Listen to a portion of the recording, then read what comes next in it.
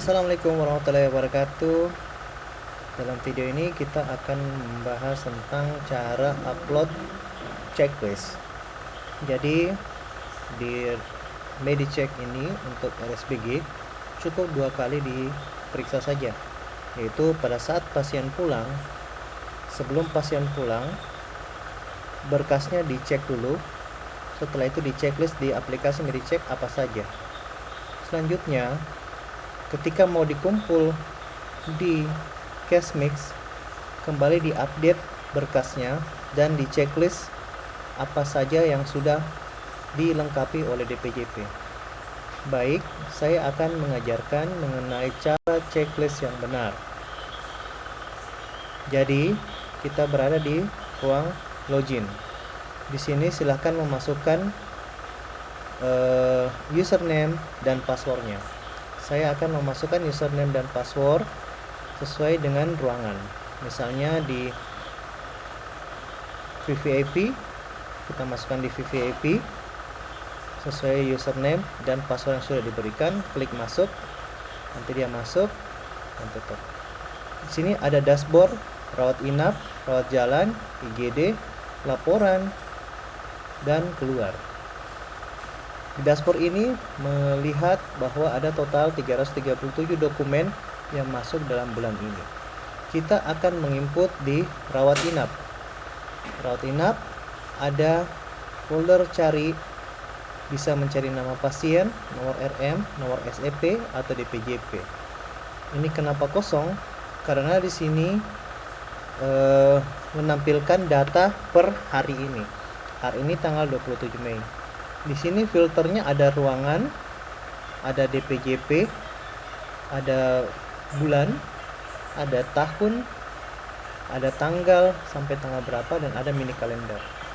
Kita akan mempelajari cara tambah checklist pada saat pasien pulang. Saat pasien pulang, silahkan cek berkasnya dan kemudian masuk ke rawat inap dan tambah checklist.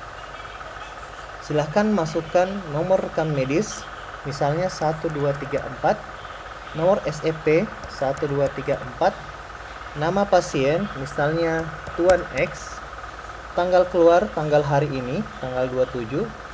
Untuk mengisi tanggal, ingat, tidak boleh mengisi secara manual. Klik kalender ini dan akan ada tanggal 27. Kalau memang harus mengisi manual, selalu utamakan tanggal dulu, setelah itu bulan, setelah itu tahun. Tidak boleh terbalik. Poli ruangan apa? Misalnya dia tadi karena VVIP masuk VVIP. Pilih dokter penanggung jawab. Misalnya penanggung jawabnya Dokter Rahman. Ada lampiran berkas PDF. Jadi di sini kita bisa melampirkan beberapa berkas.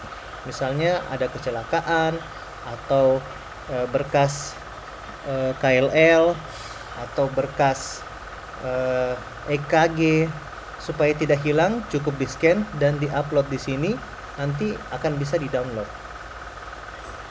Setelah itu kita melangkah ke kelengkapan dokumen. Ini adalah kelengkapan dokumen yang wajib ada dalam rekam medis.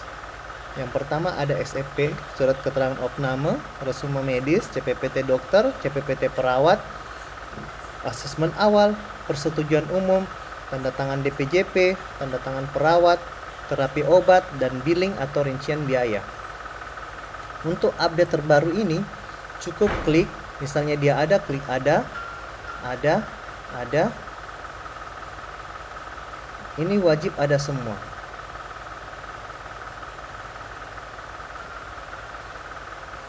Ya, jadi untuk berkas yang ini, yang di sini ini dokumen wajib. Kemudian kita melangkah ke kondisi pasien. Kondisi pasien ini apa? Apakah dia pasien operasi? Silakan diklik. Atau ada transfusi darah? Silakan diklik. Ada pemeriksaan laboratorium? Silakan diklik. Ada pemeriksaan radiologi atau USG? Silakan diklik. Ada konsul ke dokter lain? Silakan diklik. Ada pemeriksaan eko jantung? Silakan diklik. Atau dia pernah rawat ICU? Silahkan diklik. begitu kita klik, mereka akan pilihan-pilihannya akan ada di bawah. Misalnya pasien ada transfusi darah, berarti wajib ada bukti atau lembar transfusi darah. Nah, ada pemeriksaan laboratorium. Di sini ada dua, hasil laboratorium atau pemeriksaan PA. Jadi, kalau dia tidak dilakukan pemeriksaan PA, silakan tulis ada. Jika dia tidak dilakukan pemeriksaan PA, silakan klik tidak dilakukan dan dia akan tercoret. Hasil radiologi wajib ada. Lembar konsultasi jika dikonsul oleh pasien dokter lain, silahkan. Eko jantung jika ada. Flow sheet jika masuk di intensif ICU. Jika tidak, klik saja tidak dilakukan. Silahkan keterangan apa, tulis diagnosanya atau diagnosa misalnya gastritis tuh, dan simpan checklist. Nanti akan ada di sini. Jadi untuk ngeceknya bisa dilihat di sini VVIP, boleh semua DPJP. Saya mau cek langsung saja DPJP-nya, misalnya Dokter Rahman, nanti dia ada di sini. Oke. Nah, setelah itu pada saat kita akan mengumpulkan, cukup mencari nama pasiennya. Untuk update-nya cukup update sekali saja. Jadi pada saat mau mengumpul ke case mix, jadi cara update-nya bukan ditambah checklist lagi, tapi cari nama pasiennya, misalnya tadi Tuan X. Setelah didapat, cukup update berkas. Update berkas, klik yang ada. Misalnya tadi bukti lembar transfusi darahnya tidak ada, tapi setelah kita akan mengumpul di case mix, bukti atau lembar transfusi darahnya ada, jadi kita klik ada. Yang sebelumnya hasil laboratorium ada, dan simpan. Jadi tidak perlu lagi ditambah checklist agar tidak double.